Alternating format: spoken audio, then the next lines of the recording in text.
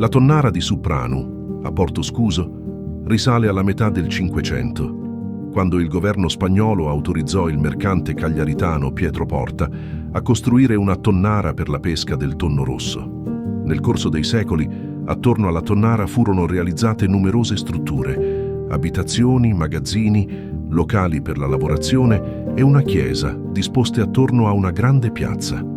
La tonnara si compone di diversi edifici attorno a un grande cortile ed è un simbolo della storia locale e al suo rapporto con il mare. Nel cortile centrale si trovano una cappella sacra che risale al 1630 e una meridiana con la scritta 1680, utilizzata anche come luogo di sepoltura. Suppranu, infine, fu anche rifugio per tante famiglie di profughi giunti da Tabarca, ancor prima che venisse fondata la città di Carloforte.